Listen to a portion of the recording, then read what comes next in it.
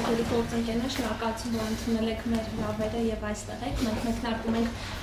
նախարարի գիտահասարակական խորհրդի այս տարվա երկրորդ նիստը, ուզում եմ հիշեցնել, որ մենք ուղիղ եթերում ենք։ Այսօր մենք քննարկման ենք դրել մեկ թեմա, անպատվության հաղթահարման ծրագրում փոփոխությունների թեման, պարոն Գասպարյանը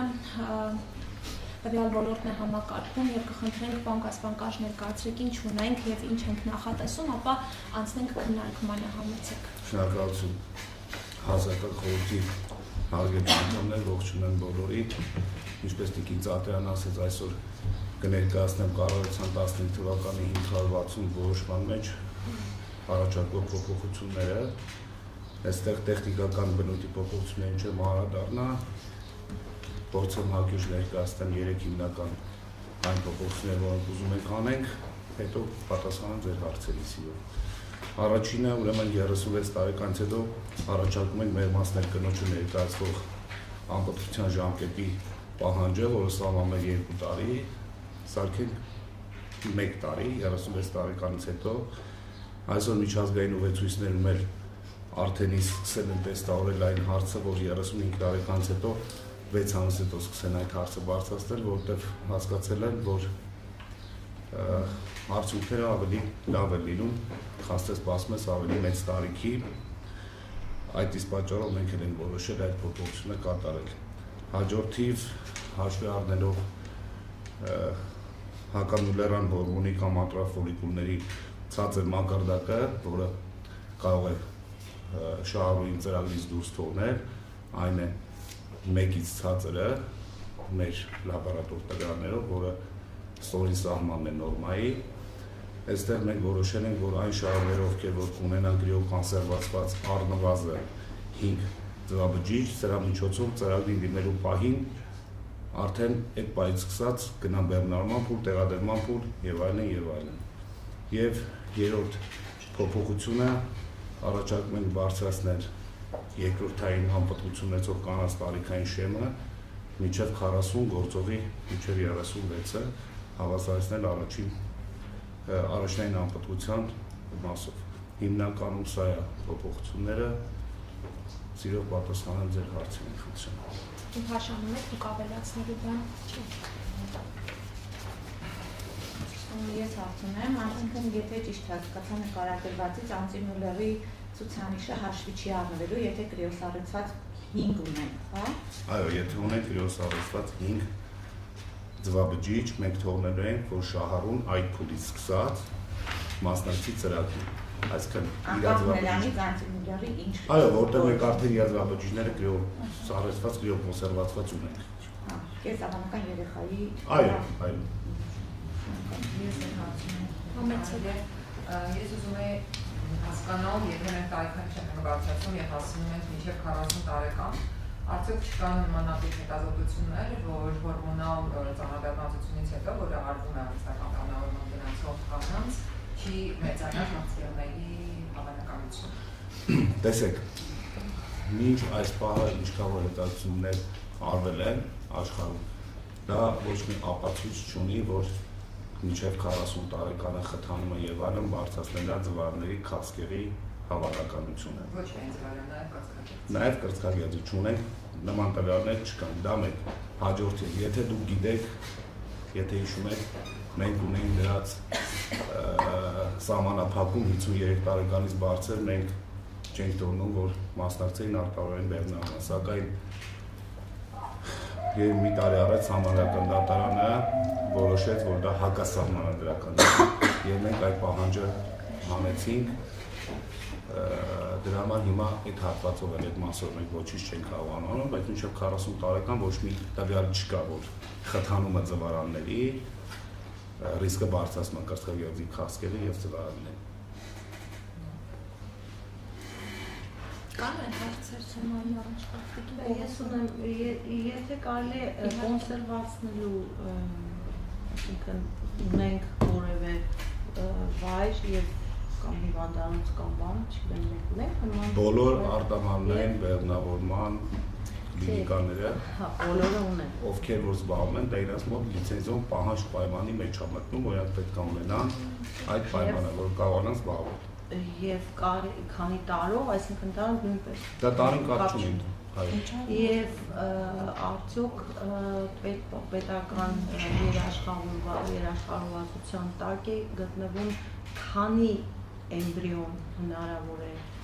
դա քանակի սահմանափակում ունենք թե ոչ։ Քանակի սահմանափակում չունենք, չկա քանակի սահմանափակում ոչ։ Ինչքան որ էմբրիոն ստացվում է կամ ինչքան որ ձվաբջիջ ստացվում է, շահառուն եւ կլինիկան պայմանագրի են կապում, տեսնում է քանի հատ է սառացրել, ամեն ապա սառացնելուց հետո նաեւ դրվում է պայմանագրի մեջ քանի հատ է մնացել, որտեղ շահառուն իմանա իր էմբրիոնների եւ ձվաբջիջների քանակը։ Ես ավելացնեմ պետպատվերի շրջանակներում նախատեսված է 1 թարմ տեղադրում եւ երկրորդ եւ երրորդ տեղադրումը եւս անվճար։ Այսինքն 3 տեղադրում նախատեսված է պետպատվերի շրջանակներում։ Բազմաթիվ սահմիկներ կարող են ստանալ, բայց 3 տեղադրումը պետպատվերի շրջանակներում մի փորձի շրջանակում։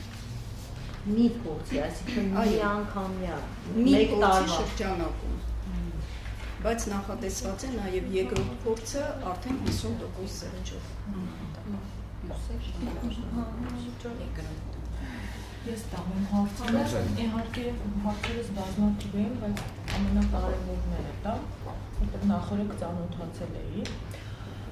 Հարցս առաջին, ինչով է պայմանավորված հենց 40 տարեկանը որպես նոր վերին շեմ սահմանելը, կան արդյոք կլինիկական, ժողովրդագրական,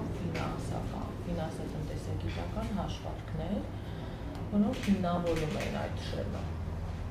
Երկրորդ հարցը տամ, թե հետո պատասխանենք, Տեսեք, 40 տարեկանի շեմը պայմանավորված է նրանով, որ նաև միջազգային բոլոր պրոտոկոլներով 30-ից 40 տարեկանից հետո արդյունավետությունը շատ նվազում է։ Արտաման եւ քանի որ սա պետական ծրագիր է, մենք նաև պետք է արդյունավետությունը գնահատենք։ Դա մեկ երկրորդը, քանի որ մեր առաջնային անպատվության տարիքը մինչև 40 տարեկան ներառյալ է, մենք բերել ենք հավասարացնենք սա էլ մինչև 40 տարեկան ներառյալ երկրորդային անպատվության տարիքը։ Իսկ որ երկրի փորձն եք վերցրել, որտեղ շատ երկրներում 40 տարեկանի մասին չան խոսում են, եւ դա քրքիր է, ինչն է։ Տեսեք, հիմք են վերցրել նախ մեր ունեցած առաջնայինը, մեր ունեցած տվյալները եւ տարբեր պոպուլյացիաներում տարբեր ձև կնի ձվանն է եւ պատասխանը սիմուլյացիաների ժամանակ եւ այլն լավագույն տարիքը, որ կարողանում ես լավ քանակի ձվաբջիջներ ստանաս եւ որակյալ մեր մասնագետները մեզ հուշել են, որ դա 40 տարեկանի սահմանավորից հետո, որ որակը եւ ձվաբջիջների եւ քանակը նվազում է։ Հաջորդը մենք վերցրել ենք նաեւ մինչեւ 42 տարեկան որոշ երկրների baby home index-ը եւ մինչեւ 42 տարեկան մոտավորապես տատամա 30-32%, որ համադրելի է մեր ունեցած նաև տվյալների հետ։ Մեր ունեցած տվյալները, եթե չեմ սխալվում, Տիկին Փաշա 29.7 էր, չէ՞։ Մոտավորապես 30 տարբեր տարիներ տատանքներ։ Վերջի տարին 31 եւ 2, մինչեւ 28-ին։ Լավ։ Ուրեմն նախագծով շահառունային տարիքը բարձրացումը ինչպիսի ազդեցություն կունենա պետական բյուջեի ծախսերի վրա, ունեք հաշվարկներ, ինչ եք նախատեսում, եթե այս բանը չունեք, կխնդրեմ, որ դա ինձ Ես մոտավորապես ձեզ այս բանը կասեմ, որտեղ երբ որ նախագիծը, որ մենք մշակել ենք, իհարկե դուք եք հասկանում, սա խիստ մոտավորապես հաշվարկ արած, մոտավորապես 260 միլիոնով է ավելանում այս բյուջեն այս խմբերը ավելացնելու համար։ Իսկ եթե ունենանք գերակատարումներ բյուջեի դեպքում գերակատարումներ ոնց որ վերաֆինանսավորում կլինի, այսինքն մերժումներ չեն լինի խաղաղ։ Տիկին Պողոսյան, մենք նույն որոշմամբ նախատեսված է հերթագրման կապ։ Այսինքն եթե տվյալ անձի բուժօգնությունը տվյալ տարվա ընթացքում չկարողանան ապահովել, չնայած դեռևս նման դեպք չի եղել, մյուս տարվա բյուջետային միջոցների հաշվին կապահովի։ Եվ ըստ ներկայացած հիմնավորման հողումը կատարում է 21 թվականի հետազոտություններին, արդյոք ավելի թարմ հետազոտություններ չունեք, 5 տարին անցել է։ Այս Ճիշտ եք ասում, այսօր հենց այդ ենք, ավելի թարմ հետաքրքրություն չունենք, վերջի անգամ 21 թվականին արվել, բայց հիմա բան ենք նախաձեռնում ենք, որ մի հատ թարմ հետաքրքրություն պատվիրակենք անենք։ Շատ լավ, հուսով եմ մենք էլ կծանոթանանք այդ հետազոտություններին եւ այսօր չեմ կարող այդ հարցը չտամ, ճիշտն ասած նախագծին չի վերաբերվում, բայց պետք է տամ։ Ուրեմն 2026 թվականի սկզբին ես նամակ էի գրել խնդրելով ստատիստիկ տվյալներ մեր սպերմայի զոհաբջիջի դոնորների հետ կապված եւ պատասխանը ստացել եմ, որ առողջապահության նախարարության կողմից պաշտոնական վիճակագրություն չի վարվում, ինչպես նաև հողում եք տվել, որ 22 թվականի 70 հրամանով վերարտադրողականության դոնորների եւ դոնորական սաղմերի վերաբերյալ գրանցամատչարների թվայնացումը ընթացքի մեջ է։ Հասկանում ենք բոլորս, սա ինչ կարևոր խնդիր է, ընդհանրապես ազգային անվտանգության խնդիր է, որովհետև ինչքանով որ ես ուսումնասիրել եմ Հայաստանի Հանրապետությունում դոնորներից, հատկապես սպերմայի դոնորների առումով մենք ունենք շատ ծանր իրավիճակ, ոչ մի տողիչոտ չի կազմվում եւ մարդիկ դոնորներ կան, որոնք կարելի ասել բոլոր տեղերը դոնորություն են անում եւ քիչ են այդ դոնորները եւ չկա հաշվեր, գիտեք, միջազգային ցուցանիշներով 2-3 տարբեր երկրներ անգամ կարող են դոնոր լինել եւ դրանով սահմանափակվում է այս դոնորությունը, բայց Հայաստանում սա լուրջ ազգային անվտանգության խնդիր է։ Ինչպես ենք դա անելու։ Եվ երբ վերջի 4 տարի չենք կարող այդ ռեգիստրը ստեղծենք, որ ես պատասխանեմ, փորձեմ հետո Տիկին Փաշյանը կլրացնի ինձ։ Այս պահին շատ ակտիվ, ես ասել եմ ժամանակել, որ գնում է ակտիվ աշխատանքներ դոնորների ռեգիստրի հետ կապված, որ պետք է Արմեդում արտացոլվի եւ տեսնենք։ Ինչ վերաբերում է կանանց դոնորությանը, մենք այնտեղ սահմանափակում ունենք, կինը 6 անգամից ավել չի կարող զոհաբջիջի դոնոր լինի, չէ՞, Տիկին Փաշյան 6 անգամից։ Սահմանափակումներ ունենք եւ, բայց հիմա մնացածը Տիկին Փաշյանը խնդրում եմ դրացրել ասել։ Սահմանափակումները իհարկե օրենսդրորեն կան եւ ծվաբջիջի դոնորի համար եւ սպերմայի դոնորի համար եւ նաեւ ծնված երեխաների քանակով ունենք սահմանափակում ու այդ աշխատանքները իսկապես կատարվում են, բավականին բարդ է, բայց Արմեդի հետ աշխատում ենք։ Նայեք Տիկին Փաշյան, եթե մենք ունենք ընդհանուր ռեգիստր եւ վիճակագրություն եւ վերահսկողություն, այդ 6 անգամը ըստ կլինիկայի, այսինքն այդ մարդկանց դոներներին, մենք չենք, օրինակ հիմա մեկը միտեղ դոնոր է, այն մյուս տեղը չգիտեն, մյուս տեղում ինքը դոնոր է, թե դոնոր չէ, եւ մարդիկ ֆինանսական իրանց բանից ելնելով, մոտիվացիայից սկսում են տարբեր տեղեր դոնորություն անել, տարբեր տեղեկատվությամբ սպերմայի դոնորները բոլորը արդեն դեմքով ճանաչում են, այդ մարդիկ փողի խաթր բոլոր տեղերը դոնորություն են անում եւ դա ոչ մի պետական վերահսկողություն չի ունենում։ Իսկ եթե մենք հաշվի առնենք, որ մեր արհեստական բեղմնավորում իրականացնողները մասնավոր սեկտորում են, արդեն մենք այստեղ խնդիր ունենք որպես պետություն դրանց վերահսկողության հետ կապված ազգային անվտանգության խնդիրը, որտեղ գալու է մի պակալիվիա, որտեղ գենետիկորեն քույրեր եւ եղբայրներ են ծնվելու բավականին շատ։ Իսկ ինձ մեկ էլ հետաքրքրեց ինչու 6 անգամ, որտեղ տարբեր միջազգային ստատիստիկայով 3 անգամից ավել չեն թողնում, եթե չեմ սխալվում, գուցե սխալվում եմ, էլի այդ 6-ը որտեղից են որոշել։ Այդ 6-ն էլ վերցրած միջազգային թիվ է, 6-ն էլ վերցրած, բայց այստեղ նաև կարող է, եթե կինը կարա 4 անգամից զոհաբջիջի դոնոր, 5-րդ անգամ գնա, որպեսզի մասնակցի ծրագրին եւ իր տվյալները արդեն նույն հակամյուլերան հորմոնը կամ նույն անդրաֆոլիկուլների քանակը արդեն սպառված նույնքան պաշարացած է, իրեն չեն վերցնում։ Այդ 6 անգամ լավ տվյալով ենք վերցնում։ Հասկանալի է։ Եթե իր տվյալը 5-րդ կամ 3-րդ անգամ լավ չէ, ինք չի կարող։ Սպերմայի դոնորությունը դա հիմա աշխատում ենք շատ ակտիվ դրա վրա, դուք ճիշտ եք, ես եմ դա համարում, որ խնդիրը այս օրադրությամբ, որտեղ ռեգիստրը չկա, բայց ռեգիստրը ես հույս ունեմ, որ մինչև տարվա վերջ կլինի, ինչքան կարողանում ենք այս կառավարության որոշումներով, պահանջ պայմաններով, որ պետք է հսկենք, վերահսկենք, ինչպես են անում, այդ ամեն ինչը կատարվում է Տիկին Պողոսյան։ Ուղղակի այդ ամեն ինչը պետք է տարվի ավելի թվայնացման դաշտ, որ ավելի հստակ լինի ամեն ինչ։ Ես կառաջարկեի դուք որպես նախարարություն սեփական նախաձեռնությամբ տեսչական մարմնին խնդրեք, որ վարույթներ անեն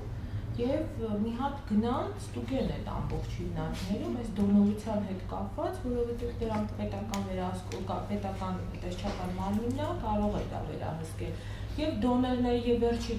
այդ ավել զվաբջիջների ոչնչացման սխեմաները, որովհետև սա էլ կարող է լուրջ խնդիրներ լինել եւ մի հատ հասկանան, օրինակ ես գիտեմ, որ սաղմը 5-ի փոխարեն 11 սաղմ են ստանում եւ դա պահպանում են որոշակի ժամանակահատվածներ։ Վերջերս բավականին մենք Տիկին Փաշարն հետ խոսեցինք, խնդիրներ կային, օրինակ բժիշկը գնում է հետևից ուզում է սաղմերը տանել, ինչ-որ sense խառը պատմություններ է ստացվում, էլի։ Դա ավելի ուրիշ հարց է, սաղմը տանում է սաղմի, այսպես ասած, տերը։ Կենսաբանական ծնողը եւ դա նորմալ է։ Իսկ սաղմի ոչնչացման պահպանման կարգը կարգավորված է կառավարության որոշմամբ։ Կարգավորված է կառավարության որոշումը, բայց արդյոք պահպանվում է այդ կառավարության որոշումը։ Իմ ասածը դա է, որ տեսչական մարմինը նախարարության, այսպես ասած, խնդրանքով սեփական բոլորի իրավասության մեջ է։ Այո, խնդրում եմ դա հասկանանք ինչ կա, դա նաև կլինի ստատիստիկա մեր համար եւ իհարկե կխնդրեի, որ եթե լինի տեսչական մարմնի վերջնական ակտը, մենք էլ տեղեկանանք։ Կարող են հանվել կլինիկաները, մեզ հետաքրքիր չի, որ կլինիկայում ինչա, արձանագրել համեցեք։ Ես մի հարց ունեմ, մի առաջարկ, իրականում մի առաջարկս վերաբերում է DHS-ին, մենք Տիկին Փաշյանի հետ էլ այն օրը քննարկեցինք, այդ դեմոգրաֆիական եւ առողջապահական հետազոտությունն է, որ վերջինը շատ հին է ու այս մասով նաև մեզ համար շատ կարևոր հիմքեր է տալիս DHS-ը, գիտենք, որ բավականին ծախսատար ինքը ընդհանուր հետազոտություն է, բայց շատ կարևոր է, որ ամբողջ վերարտադրողական բլոկի մասին համապարփակ տեղեկատվություն է տալիս եւ նաեւ անպտղության մասով վստահ եմ կարևոր ցուցիչներ այնտեղից էլ կհանենք, բայց մի հարց ունեմ ավելի կանխարգելիչ գործողությունների եւ ծրագրերի մասով, որովհետեւ վերջին տարիներին մենք շատ ակտիվացնում ենք հենց հետևանքներին ուղղված ծրագրերը անպտղության, բայց կանխարգելման մասով 21-ին էլ հենց հետազոտություն ինչ-որ գործոններ հանել էր։ Իհարկե հասկանում ենք, որ գործոնները միայն առողջապահական ոնց որ միջամտության տիրույթում չեն բնականաբար, բայց ուզում եմ հասկանալ նաև միջգերատեսչական մակարդակով ինչ քննարկումներ, ծրագրեր արդյոք նախատեսվում են հենց կանխարգելման համար, որովհետև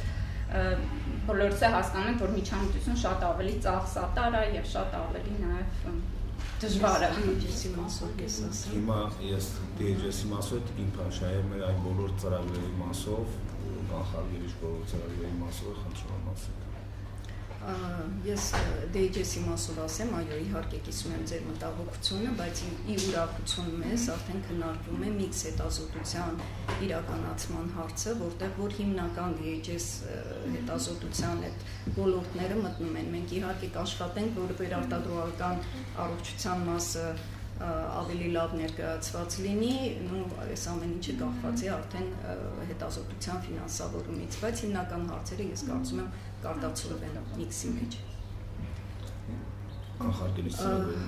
Ինչ վերաբերում է պատճառագիտության, կանխարգելման մասին, արդեն ասեցինք, որ 2021 թվականի հետազոտությունը դա քանակական հետազոտություն էր եւ մենք չէինք հետապնդում պատճառների ուսումնասիրությունը։ Վերջերս փոքր հետազոտություն իրականացվեց, որ ներկայացուցչական չէր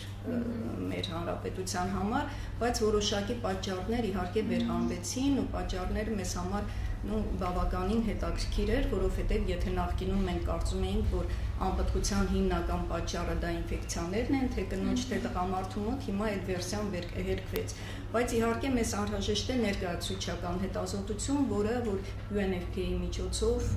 ապագայում պիտի, այո, անենք իր հետևություններով։ Միջազգային ինչ տվյալներ կան պատճառներ, այսինքն Հայաստանում գուցե կարվեն այդ պատճառների ուսումնասիրությունը, իսկ միջազգային փորձը ինչ է ցույց տալիս, ուղղակի որպես անտեղյակ մարդ։ Դե տեսեք, միջազգային փորձը նույն ինֆեկցիաների մասին է ասում, որը որ հիմա, եթե 10 տարի առաջ Հայաստանի համար ակտուալ էր, այսօր արդեն ակտուալ չի։ Այո։ Դրա համար մեզ պետք է մեր երկրի ռեպրեզենտատիվ ներկայացուցչական հետազոտություն։ Եվ այստեղ ես ասեմ, որ միջազգայնում են երկրորդային անպատվության տոկոսը բարձրացել ավելի, եւ միջազգայնում են եւ նաեւ այդ երկրորդային անպատվության ցուցանիշներ տղամարդկային գործոնի թիվն է բարձրացել։ Միջազգային մասնագետներ ամենամարդ իր երկրում հետազոտումը պատճառը եթե փորձում գտնել դրա դիմացար պայքար տանում դրա մեջ Իփաշյանն ասեց ավելի ներկայացական կանենք մենք էլ կհասկանանք շատ բարձր է իատրոգեն ուրեմն գործոնը եւ դրա վրա էլ պետք է որպես պետություն ուշադրություն դարձնել որովհետեւ շատ դեպքերում իատրոգեն է ցավալիա Կա որից է հետազոտություն դրա միջազգային տվյալների հետ կապված Հայաստանի մասին դուք պետք է ասեք կան մենք կանենք այո եւ նախ կլինենք հետազոտում Շատ իրական այդ տղամարդկանց անպատվության մասով Հայաստանը դրսում էր երևի վիճակագրությունը շատացել է մեծացել է որտեղ սկսել ենք հետազոտվել ամուսնուց առաջ հետազոտություն կամ ինչ-որ խնդիր եղան բնական շատ բանբաներ է ինֆորմացիան տենց հայտնաբերել բայց տղամարդիկ սկսել են վերջ-վերջ հասկանալ, որ կրան իրենց ցել էր այդ անպատվությունը, ինչքան է բարդ է դա գիտակցել է մեզ համար։ Ես մինչև խոսում ենք, ես մինչև research հայցի գայդլայներով, այս 36 տարեկան, մինչև 36 պլյուս, որ 2 տարի ենք սարքում, տարբեր գայդլայներ կան, որ խորհուրդ են տալ 35 պլյուս արդեն 6 ամիս սարքել ապրոչմանը, որտեղ ժամանակ չունենք, ռեսուրս չունենք, գուցե քանի փոխում եք միանգամից 35 պլյուս 6 ամիս սարքեք, մեկ երկրորդը ես ինքներն եմ որ 35-36 պլյուս կամ 34-35 մոտավորել իրանց մոտ ուշ ստացվել եւ են ուշ են process սկսել ու բնականաբար այդ դեպքում հավանականությունը արդեն չանմա երկրորդը հիմա հարցთან պատասխանրակա ես ավելի մասնակ դասված չեմ խորացած չեմ հարցներ հիմնադրամով մենք անընդհատ ենք ունենում ընտանիքներ ու ցավալիա բայց շատ են այդ դեպքերը որ հազվադեպ հանդիպող գենետիկ խնդիրներ են ունենում երեխան երբ որ հայտնաբերում երեխան հիվանդացավ հնարավոր ամեն ինչ անում ենք բարձրացում ոչ մի խնդիր չունի վերջում կամ գենոմ ենք ուսումնասիրում կամ էկզոմ ենք ուսումնասիրում հասկանում ենք որ գենետիկ շատ ոչ խնդիր կա այդ շատ դեպքերում արդեն երեխան չի օգնում ոչ մի ձև ապագայի պլանավորման համար ոնց որ կարելի է անում ցավոք այդ երեխեքի մեծ մասը մահանում են բայց այստեղ երբ որ մենք այս process-ը զարգացնում ենք եւ ներդնում ենք այստեղ ինչքանով հաշվի առնում սա եւ գուցե հենց այդ process-ի ժամանակ արդեն գենետիկ խնդիրները, պրոբլեմները նկատի են ունենում, բայց եթե չգիտենք մենք, որ այդ ծնողները այդ խնդիրը ունեն թե չէ, ես տարբեր իմ շրջապատում ունեմ երկու ծնողներ, որ համոզիգոտ, հետերոզիգոտ ինչ-որ արդեն գենետիկ ինչ-որ բաներ ունեն ու եթե արդեն գիտեն, շեշտ է դեմ առը, բայց եթե չգիտեն արդյոք հնարավորություն կա միջամտության ժամանակ հասկանալ կամ չեմ ասում գենետիկ կոդը մաքրել, բայց ինչ-որ միջամտության ժամանակ կա, որևէ անելիք թե չէ, մենք ներողություն խնդրում, մեկ էլ հիմնադրամը որոշ մտքեր ունի մեր բիժներից մեկի հետ, հենց փորձում ենք մտածենք, ոնց ինչ ծրագիր անենք, որովհետեւ հայտնաբերենք այդ ծնողներին, հայտնաբերենք այդ երեխեքին, համ իրանց օգնել նպատակում, հետագա սերունդը ոնց ավելի, որովհետեւ ոչ բոլորը կգնան այս սոցիալում, շատերը ունենան ուղղակի բնական ճանաչող երեխաներ, ու այդ խնդիրը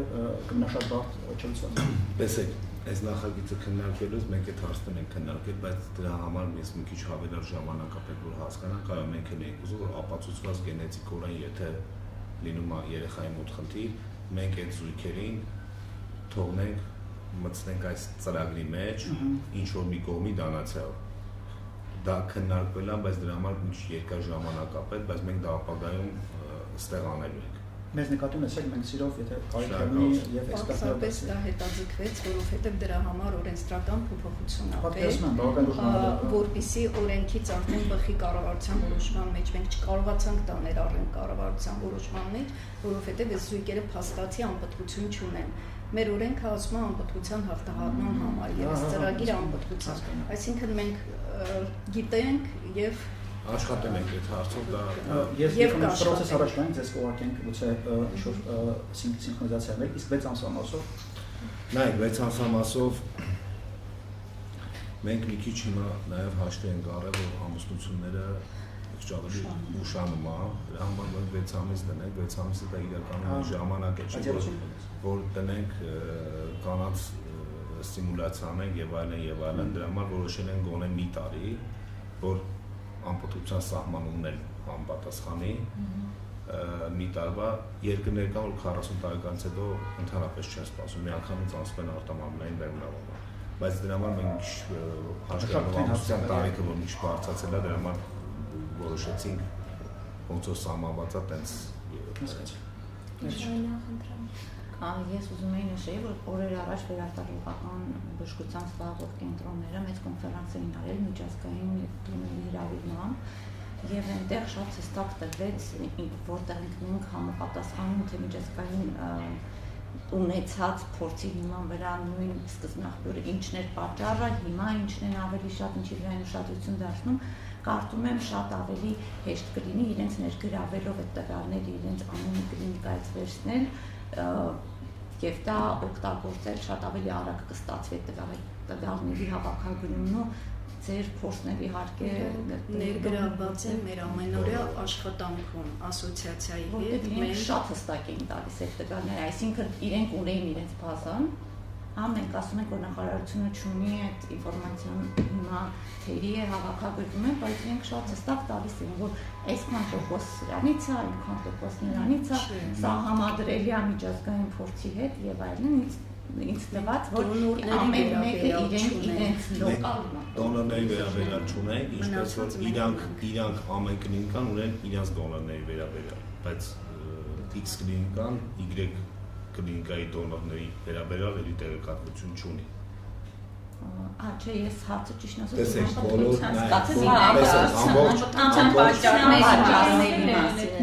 ոչ դոնորների ինձ անպատվության պատճառների մասին մենք ինչ որ քննարկում ենք, մենք եւ ասոցիացիայի հետ ենք քննարկում եւ բոլոր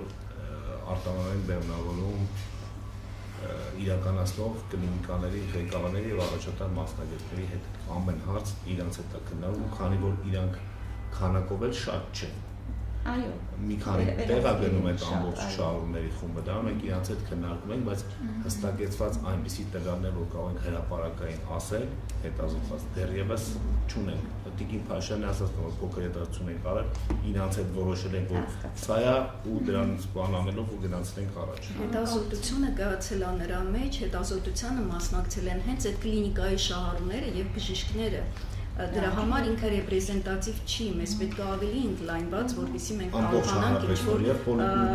իսկ իրենց նշված պատճառները հիմա էլ կարող ենք ասել, բայց դա մեր հանրապետության համար ներկայացուցչական չի, դրա համար չենք ասում։ Ճիշտ ասած, փոքր այսպես կոմենտ անեմ, իհարկե ես կարծում եմ, որ 1 տարին շատ ճիշտ է, որովհետեւ ինչ են ասում բժիշկները, ասում են, որ հաճախ գալիս են, քանի որ ծրագրից դուրս հետազոտությունները վճարողներ, սպասում են, որ մտնեն ծրագրի մեջ, որպեսզի անցնեն անվճար։ Եվ հաճախ այստեղ ստացվում է, որ ռեսուրս նաև պետական ռեսուրսի սխալ օգտագործում անեն։ Այս դրա մասին էլ պետք է մտածվի, էլի, որովհետև ճկուն են գտնվում քաղաքացիները եւ ինչպես նաև բժիշկները ուղղորդում են։ Ասենք գալիս է 6-7 ամսվա քննիները, ասում են գնալ քանի ամիս է սպասի, կգաս ձերի կմցնեք այս ծրագրի այս մասը պետք է ու իրանք գուցե կարիք չեն ունենում այս ծրագրից օգտվելու, բայց դառնում է ծրագրի շահառու։ Այդ պետական ռեսուրսների ոչ տեղի վարման մասին է խնդիրը գնում, էլի, այսպես ասած, բավականին շատ են այդ համաձայն եմ ձեր հետ, համաձայն եմ, բայց դա մի դիտարկում Պողոսյան, որ անպտղությունը միջազգային չափորոշիչով համարվում է 1 տարի կանոնավոր սեռական կյանքով ապրելու պայմաններում հղիություն չլինելը եւ եթե անգամ քաղաքացին ինչ-ինչ պատճառով շահառու չի տվյալ ծրագրի, ինքը որ գնա վճարվի հիմունքներով կլինիկայում փորձի համաբանի, իրան դիտարկելու որպես անպտղություն ունեցող անձ 1 տարվա ընթացքում։ Դրա համար մենք այդ 1 տարից տեղից ենք վերցրել, բայց մենք սա չենք տարեդրել բացարձակ ցուցում մասին չեմ ասում, բայց 25 տարեկանի կամ 27 տարեկանի, որ 1 տարի հետո անեն, որտեղ դա մի քիչ ճիշտ չէ լինել, ես մի քիչ առաջ պարոն Մարտիրոսյանն ասի դա եսին վախերը որտեղ է, որ ինչ կարող է լինել։ որտեղ կա այդ խնդիրը կա այսօր կլինիկաներում։ Շնորհակալություն համաձայն։ Ճիշտ ասած ուզում էի իմանալ, արդյոք արտոնարների վերնավորման, ինչպես նաև սուրոգատ մայրության կամ օրինակ մայրության ծառայությունները ենթակա են պետական լիցենզավորման, եւ երկրորդը կոնկրետ պետական ինչի ներողություն լիցենզավորման գործով։ Չգիտեմ, ուզում եմ հիմա ես հասկացա ես ինչ եւ երկրորդը կոնկրետ հարցի վերաբերյալ նշվեց վերահսկողության մասին, արդյոք կա հստակ կարգավորում, որով ոչ միայն կլինիկական ուղեցույցները, այլև ընդհանրապես մարդու իրավունքների հիման վրա, չափորոշիչների հիման վրա է այդ ծառայությունները տրամադրվում եւ կոնկրետ որ մարմինները մոնիտորինգ ու վերահսկողություն իրականացնում։ Վերջից սկսեմ, վերահսկող մարմինը սահմանված է օրենքով, դա առողջապահական տեսչական մարմինն է, վերահսկողություն եւ մոնիտորինգ իրականացնող մարմինը։ Մյուս հարցը լիցենզավորմանն էր, այո, վերաբերվում Դրա առաջին հարցը, դրանից առաջ հարցը, հստակ կարգավորումը մարդու իրավունքների չափորոշիչների հիման վրա եւ կլինիկական ուղեցույցների վրա այդ ծառայությունների տրամադրումը, օրինակ սուրոգատ մայրության ծառայությունների կամ արտոնային վերնավորման ծառայությունները։ Կլինիկական չափորոշիչները մշակված են, այո, իսկ օրենքը, ամբողջ օրենքը իհարկե մշակվել է մարդու իրավունքների սկզբունքների հիման վրա, վերարտադրական առողջության եւ վերարտադրական իրավունքի մասին օրենքն է, որը որ այս ամբողջ դաշտը կարգավորում է։ Իսկ լիցենզավորման ինչ վերաբերվում է, բոլոր կլինիկաները իհարկե լիցենզավորված կլինիկա են, որ ստանում են թույլտվություն աշխատանքի։ Անկախ նրանից պետպատվերով են աշխատում, թե մասնավոր հիմունքներով, նրանք պիտի լիցենզավորվեն։ Տեսեք, կա կառավարության որոշումով, կառավարության որոշման մեջ ով կարա լինի սուրոգատ մայր։ Եվ կլինիկան, երբ որ սուրոգատ մորից սկսում աշխատել, իր համար հիմք առնում նոտարական վավերականությամբ թուղթը, պայմանագիրը։ Եթե նոտարի վավերացնող պայմանագիր չի նում, այսինքն նոտարն է տեսնում ինքը համապատասխանում է կառավարության որոշման կետերին թե ոչ, եւ տարիքային սահմանափակում ունենք այնտեղ եւ առողջականը բնականաբար բժշկական կենտրոնն է տեղեկանք տալիս եւ այլն եւ այլն։ Սուրոգատ մայր լինելու կարգավորումը տենց է կարգավորվում։ Եվ ինչքան ժամանակ առաջ է Տիկին Փաշինյանը 2 տարի առաջ մենք մի հատ որոշում կայացրեցինք, որ Հայաստանի Հանրապետության սուրոգատ մայրերը կարող են սուրոգատ մայր լինել միայն Հայաստանի Հանրապետության քաղաքացիների համար։ Առաջ շատ կարևոր որոշում էր, որովհետև այսօր նախկինում այն անուններ չտամ, այլ հանրապետություններում հիմնականում նույն սեռական ամուսնությունները Եվրոպայում երբ որ անում են, այդտեղ սուրոգատ մայրով երեխաներ էին ունենում եւ երբ որ այդ երկրներում պատերազմական իրավիճակ էր, իրանք փորձեցին Հայաստանում այդ խնդիրը եւ այդ ձեր որոշումը դա կանխեց ու դա շատ կարեւոր է։ Օտարքացին կարող չէ Հայաստան սուրոգատ մայր դառնա, փաստացի։ Կենսաբանական ծնողները իրանց հետ բերեն, իրանց սուրոգատ մորը եւ այստեղ պայմանագիրն ամբողջ ցիկլը ստեղան է երեխան ծնվի գնա։ Եվ այստեղ մենք նաեւ մի կարգավորում մտցրեցինք, որ անպայման փոխնակ մոր միջոցով լույս աշխարհ եկած երեխան պետքա ԴՆԹ հանձնենք, որպեսզի ապացուցի, որ այդ երեխան փոխնակ մորինը չի։ Պլյուս 24 թվականին եւս մի փոփոխություն կատարվեց, էլի փոխնակ մոր հետ կապված, որ փոխնակ մոր կամ վերարտադրողական օժանդակ տեխնոլոգիաների վերաբերյալ գովազդը կարող է իրականացնի միայն այն կազմակերպությունը, որը որ ունի ռեպրոդուկտոլոգիայի լիցենզիա։ Այսինքն այն բուժիմնարկները, որոնք դրանով զբաղվում էին, որովհետև տարբեր ինչ-որ կազմակերպություններ սկսել էին հավաքել մի հարց կարելի է, իսկ այդ կամպանիաների ես անում են այդ կլինիկաները գովազդը, էլի ըստ ընթացակարգի գովազդի մասին թույլտվությունը նախարարությունը այո լիցենզիական գործակալության թույլտվություն տալցան որ գովազդը տեղադրել կներեք ես մի հատ նոտարը այնտեղ եւ մենք որպես կոչված ժողովրդավարության եւ իրավահավասարության ցկտող երկիր պետք է այնպիսի հայտարարություններ անենք, որը նաեւ չհակասի այդ արժեքներին իրավահավասարությանը եւ ժողովրդավարությանը եւ պետք է բացառային ցանկացած տեսակի խտրականություն, անկախ որից է հանգամանք ես կարծում եմ պետք է նաեւ նախարարությունը ստար դիրքորոշում հայտնի նման տեսակ հայտարարությունների եւ այս հանդիպման ընթացքում եւ ընդհանրապես Բացարձակ, ես խոսում եմ երկրի շահերից եւ խոսում եմ շատ ճիշտ նախարարության որոշումներ կայացնելուց։ Կարծում եմ, որ նաեւ պետության արդարադատական համակարգում կան լուրջ խնդիրներ եւ օրենսդրական իրավական դաշտում կան լուրջ խնդիրներ, որոնց ապացույցներ նաեւ մարդու եվրոպական դատարանում կայացված միջոցներն են, որ Հայաստանի Հանրապետությունը ձախողում է իր պարտավորությունները ապահովելու յուրաքանչյուր անձի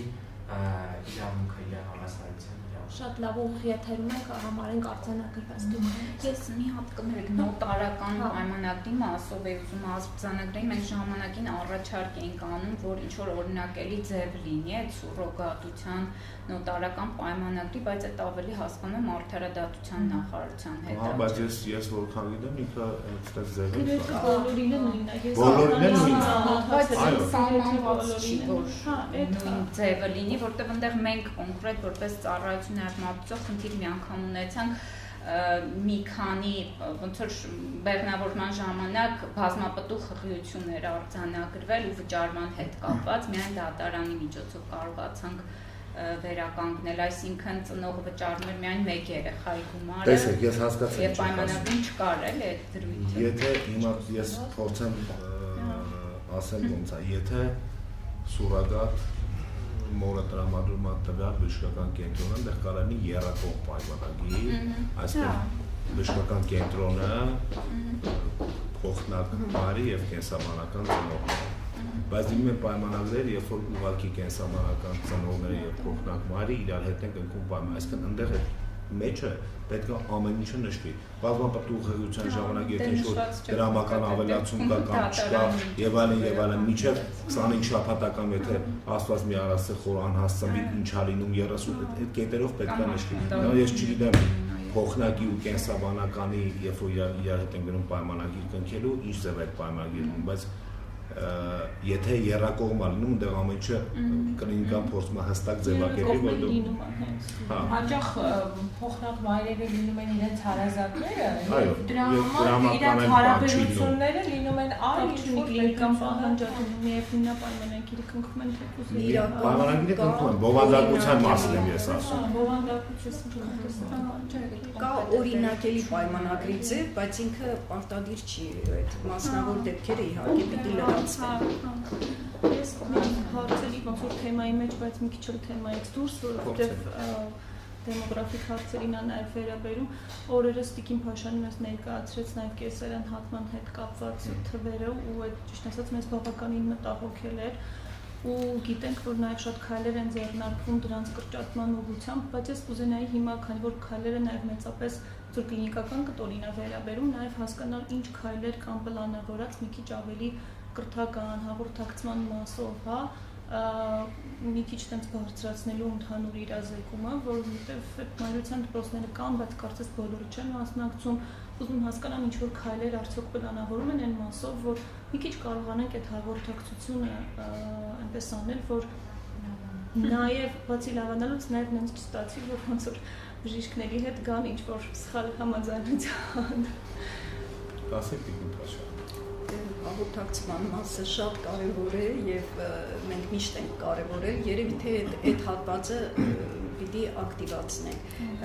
դուք արդեն գիտեք որ ֆինանսական մասը գրեթե կարգավորվել է բարձրացվել է բնական ծննդաբերության գինը մեքսպիով ծննդաբերության գինը հավասարվել է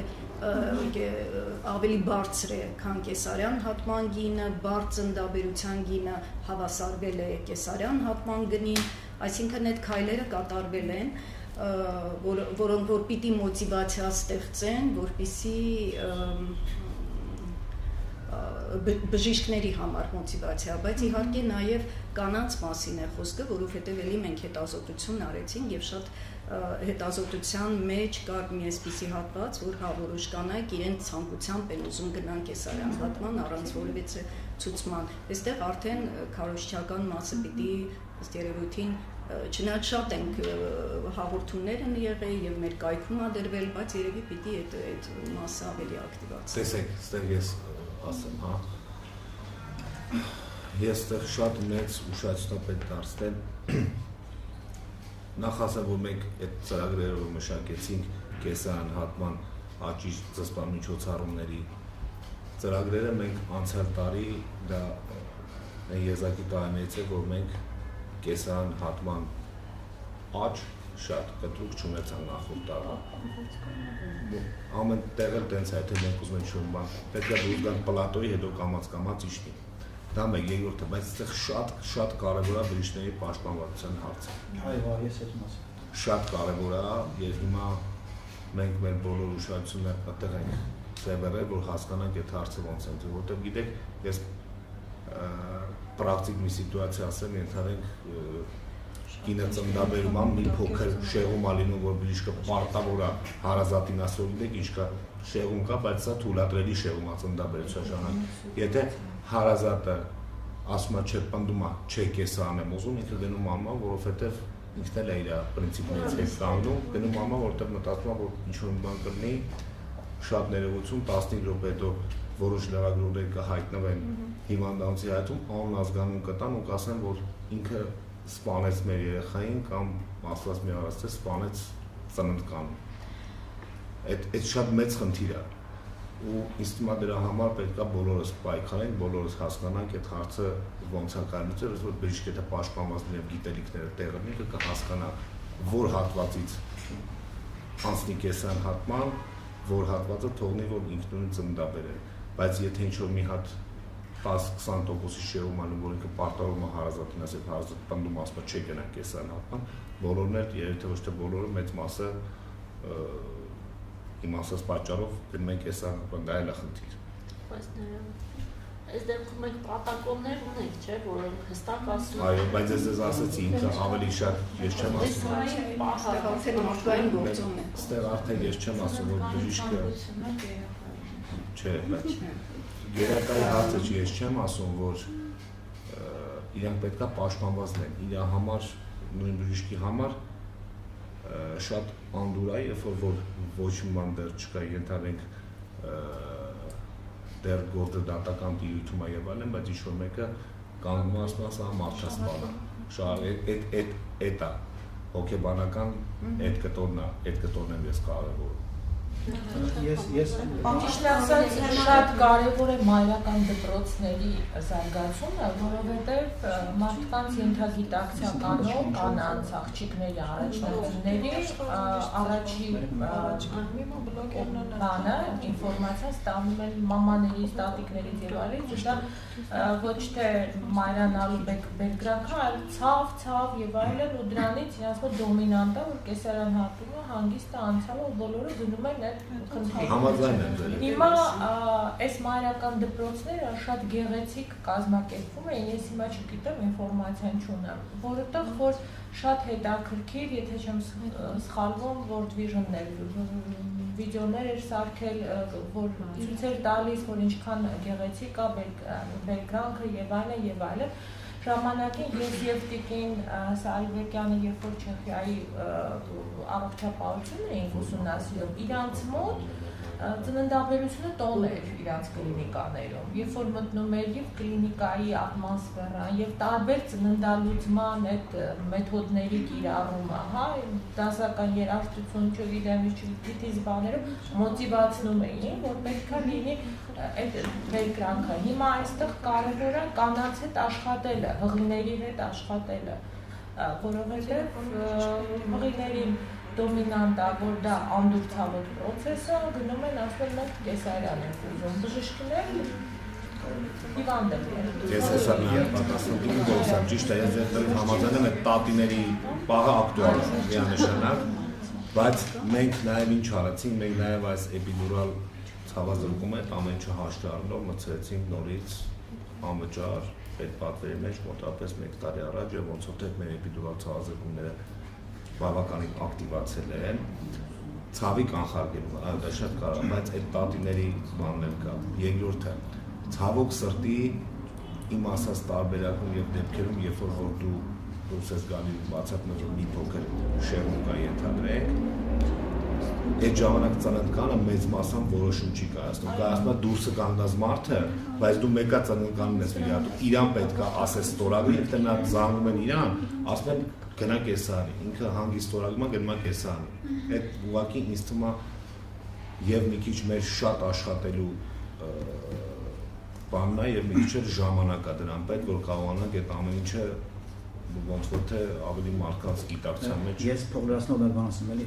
բան գասմենական այսպես խոսակցությունների ժամանակ ես մի քիչ տենց ինչայնանում եմ ու ներվայնանում եմ, որտեղ մենակ մամաներ են խոսում, մամա, ես պապաների ոնց որ շարի պաշտպանության հկա եմ բացել, երբ արդեն մի հատ դպրոց ստեղծեց պապաները, հիմա երկրորդ երեխես 2 շաբաթ առաջ ծնվել, դրանց առաջ հոգեբանական մեջ հոգեբանական ակումբ էի սարքել, որտեղ ես ինձ դրա կարիքն էի, շատերը դրա կարիքն են, պապաների բանակ կա կանգնած իրականում, եւ երբ որ երեխաս ծնվեց, դրանց հետո էլ ցանկացած տեղ որտեղ գնում ենք միայն հաղորդակցում են մամայի հետ, միայն խոսում են մամայի հետ, իսկ պապաները կարան շատ դեպքերում որոշում կայացնող են։ Ես երկրորդ անգամ մասնակցել ծննդաբերությանը կնոջս ու առաջ ծննդաբերության ժամանակ Դարի Լևոնիշն էր, մի պահ կար, որ ցույց հանրային խոսացել եմ դրա համար եմ ուղի եկել ներկան, որ պահ կա, որ ասեց Զոյան ասեց, կինս ասեց, առաջարկեցին ասեցին կավա, այդ դուրալ ես ուզում, որովհետեւ մի քիչ ցավեց շատ է, ասեց չգիտեմ, Արմեն ոնց ես կարծում, ասի ես հասկացա, որ պիկի վրա ենք արդեն, ասի 5 րոպե սպասի, 5-7 րոպե սպասի, եթե չավ, անենք, խնդիր չկա, 5-7 րոպե պիկ անցանք, էլ ինքը չէր ցանկանում, այսինքն պապաների ներգրավությունը այս մանավանդ ծննդաբերության ժամանակ, այդ ֆանտաստիկ կարևոր կարա եւ էպիդուրալի ինքը միջամտություն է վերջ-վերջո եւ կեսարյան հատումների ու կրթել ոչ միայն մամաներին, այլ պապաներին, նաեւ պապաներին, որովհետեւ մայրության դպրոցները ոչ ինչի մայրության դպրոց ոչ։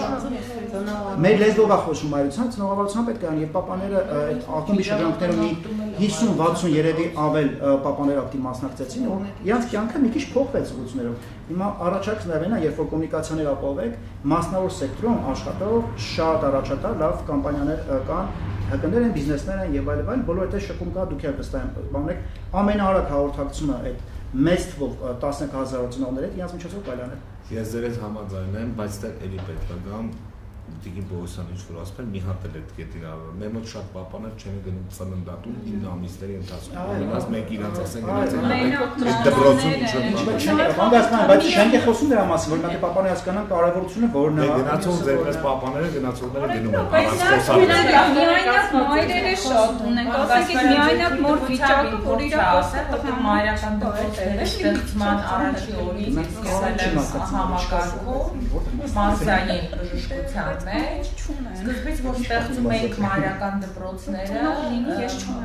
գյուղական ամբուլատորիաներում թվերը 0 էին կամ ավելի ցածր որովհետև անգամ քմծի ծաղով էին նրան մոտենում գյուղական բնակչությունն է տարիների ընթացքում կուլտուրա ձևավորվեց գյուղի մեր բնակիչները կանայք մամաները գեղեցիկ հագնվում էին, գնում էին դասերը լսելու, դա շատ գեղեցիկ մի բան դառավ իրանց համար, նաև իրանց թեթև զբաղվածության հետ այդ մի հատ այսպես ասած բան է։ Իհարկե մենք պետք է գանք հասնենք դրան եւ ես ինձ տվեք ինֆորմացիա, ինչ վիճակում են այդ մայրական դպրոցները, որտեղ բավականին աշխատանք էր արվել, հատկապես մարզային առողջապահության մեջ։ Ես ուզում եմ մի բան էլ ավելացնեմ, UNFPA-ի հետ միասին մենք այդ հայրական դպրոցների թեմաներին Գյումրիում օրինակ բավականին լավ պապաների դպրոցներ կան եւ պապաները Գյումրիում շատ ակտիվ մասնակցում էին ընդ որում մենք փոփոխության գնացինք մեր հրամանում ծննդաբերության ժամանակ աջակից անձի մասով նախկինում միայն հարազատը կարող էր, բայց հետո մենք փոխեցինք աջակից անձ, այսինքն նույն միայնակ մամաների հարցն էլ լուծվում, ինքը կարող է ընկերուհու հետ գնա,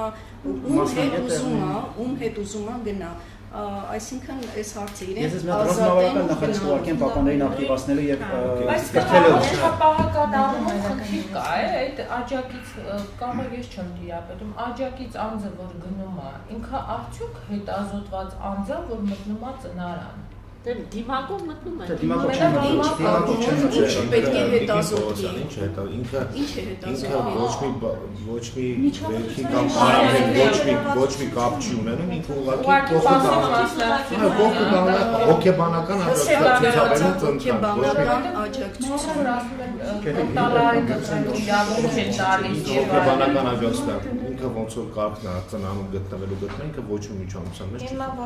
Ես ինքս ներկայացնում Չեսարյանին ամենայում հարաբերի հետևը ոչ մի բան չկար, քրոջս ողքին եմ եղել, որևէ ինչ-որ խնդիր չկար այդտեղ։ Մեկ է ֆիքս էր, որ մայրական դպրոցներից զբաղվածան բայց դիմակով էին։ Մեր ծնարաններում եթե իրավական ակտի փոխվի հաղորդակցության Չէ, իհարկե դա առանձին ծնարի մասնախոսը դիտում ոսը, երբ հոգանոց ոչ։ Եվ դա պետք է լինի ծննդկանի թույլտվությամբ, թե ով կարա իր հետ։ Հստակ գրված է նախապետական ծնարաններով բանը։ Իդեպ մի հատ փոքր բանի ասեմ կներեք շատ երևում ես ինֆորմացիա ստացա, տենդենսը շատ է փոխվել։ Մի տարի առաջ մի հատ շատ մեծ քանակությամբ պապաներ սկսել են մասնակցել ծննդաբերությանը, հիմա կտրուկ անգում ա եղել, թե ինչի պետք է հետազոտել հասկանալ, ես մտքեր պատկերացրել ունեմ, բայց կտրուկ բարձրացում, կտրուկ իջացում ա եղել։ Իսկ իրանք ինչու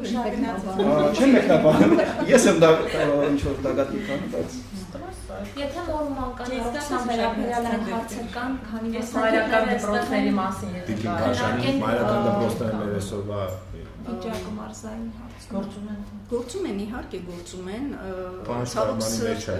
դա մեր չափորոշչի մեջ է նույնիսկ թեմաները մեր չափորոշչի մեջ ըստ դասերի թվարկված է յուրաքանչյուր դասի ինչի մասին պիտի խոսի գինեկոլոգը Պարզապես մանիտորինգի մասով կներեք, մենք մանիտորինգ չենք կարողանում անընդհատ անել, քանի որ մեր մայրական բաժինը ընդամենը 3 հոգի է։ Բայց անկախ ամեն ինչից բանի մեջ էլ կա,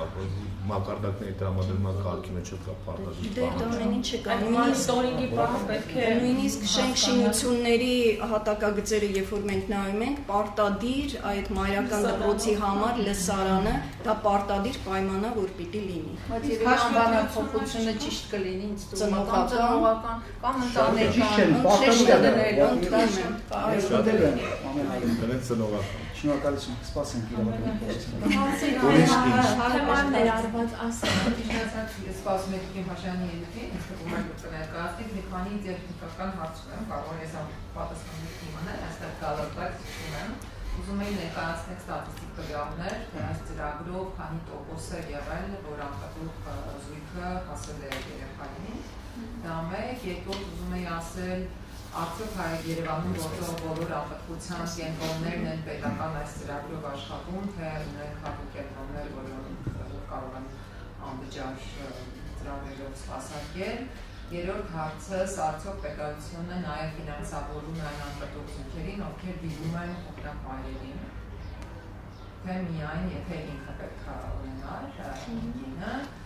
Եվ ուզում են նաև չորրորդ հարցս տալ, մեր կենտրոնները, որոնք աշխատում են այս ծրագրով եւ ընդհանրապես անպտղության հաղթահարման ծրագրերով, կապ չունի պետական ֆինանսավորումով, որ երկրի ուղեցույցերով են աշխատում, կամ մենք որ մշակել ենք ուղեցույցերը, որ երկրի ցենքին կվերցրել եւ արդյոք բոլոր կենտրոնները դրան են հետևում, թե ամեն մեկը իր համար նախընտրած ուղեցույցերը առաջին Փորձեմ ես հերթով պատասխանել, ինչ որ բանը չպատասխանեցի, կհիշեցնեք էլ ուղղակի։ Տեսեք, այս ծրագիրը կարելի ասել սկիզբ առել 2019 թվականից եւ 19 թվականից մինչեւ հիմա այս ծրագրով լույս աշխարհ եկել մոտավորապես 1812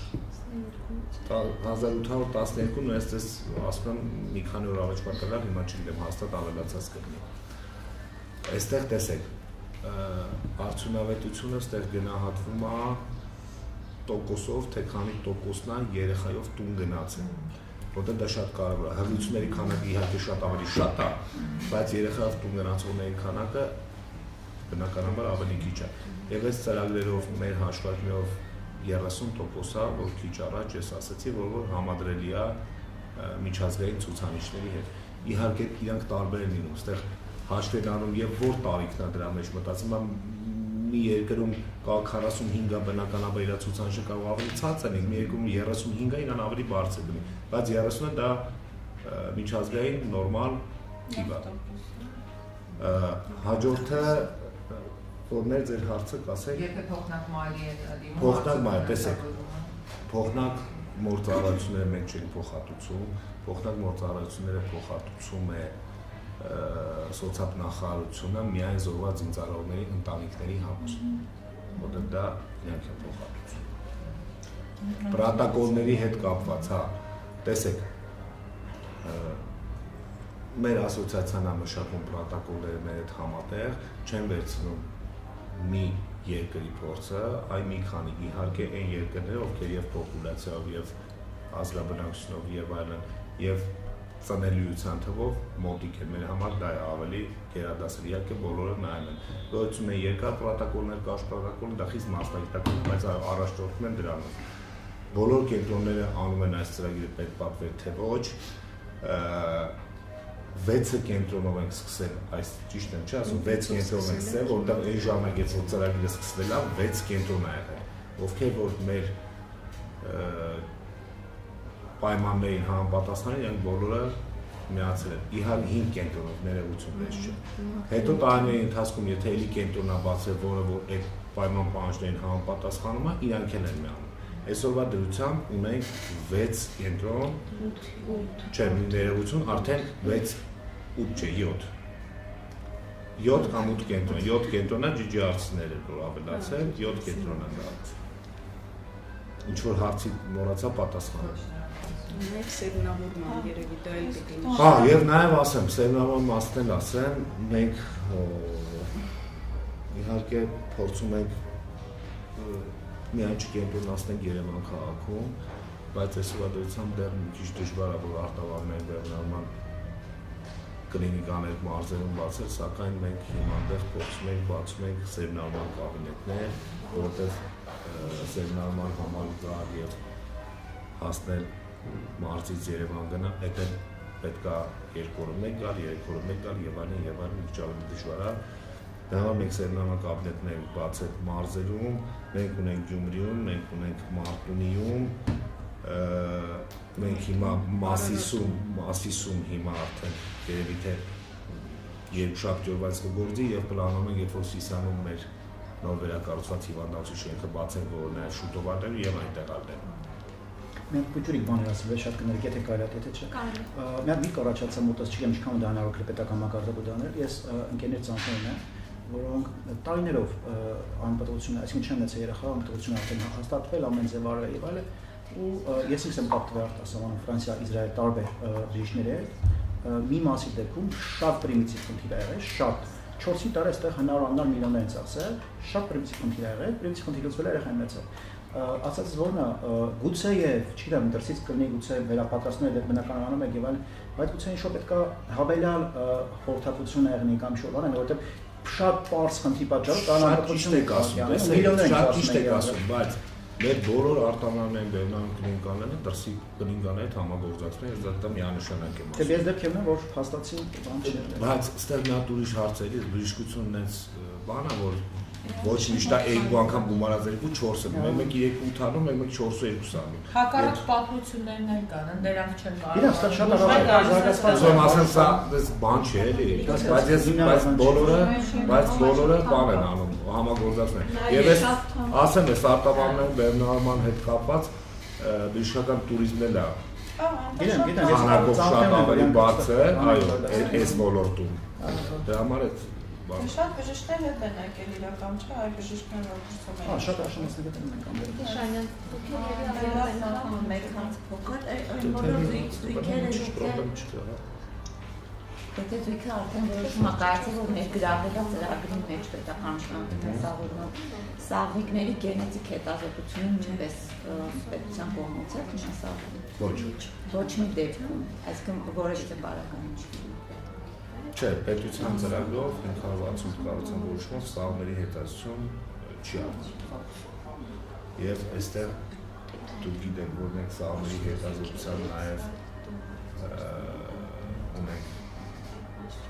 չափորոշիչ, որ դեպքում է, որ կարելի է սաղմերը հետազոտություն անել, եթե ապացուցված է, որ ճիշտ եմ չասում, որ այդ ընտանիքում ինչ-որ սեռի հետ կապված գենետիկական շեղում կա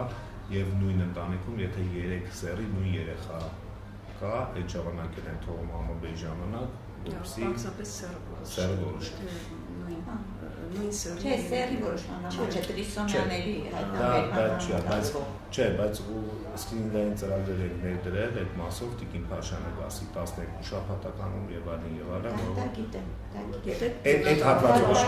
հատվածով է փակում, այդ հատվածով է արվում։ Կներեք մեր հարցերը։ Ես այդպես էլ չհասկացա, այս դոնորական սերմնավորումը, սերմնավորիչի վերջնապետությունը ֆինանսավորում է, թե դա էլ անում Տիկին Փաշյանը դոնորի ծախսերը չի փոխհատուցում պետությունը, այսինքն դոնորի հոնորարը չի փոխհատուցում, բայց եթե ի սկզբանե կարող է մնալ ծրագրում, բայց դոնորի համար զույգը վճարես Դոնորին զույգն է վճարում, հիմնականում դա ձվաբջջի դոնորի մասին է խոսքը, որովհետև այնտեղ սերմնաբջջի դոնորը գրեթե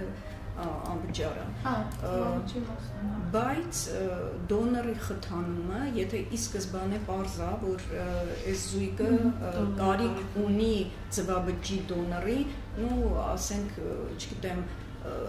ձվարանի բացակայությունը սկզբանե արդեն գիտենք եւ իրեն բնականաբար եթե խթանում չի արվում,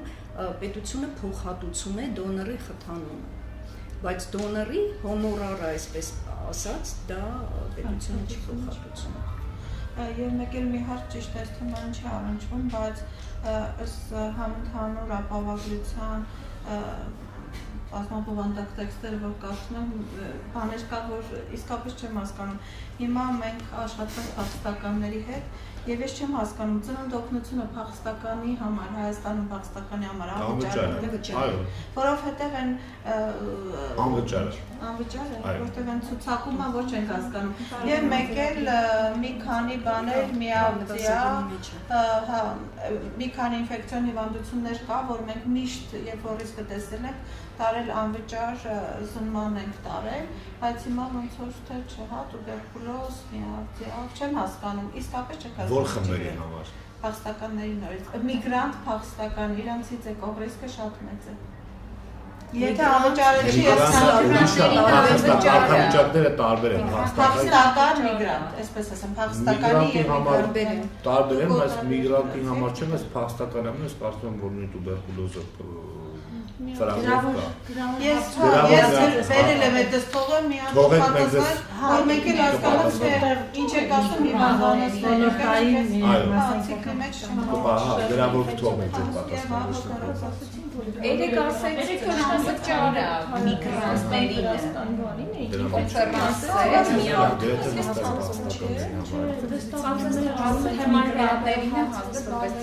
Էլի ունեք հարցեր։ Ունեի կալություն Մենք ենք շնորհակալ։ Առաջին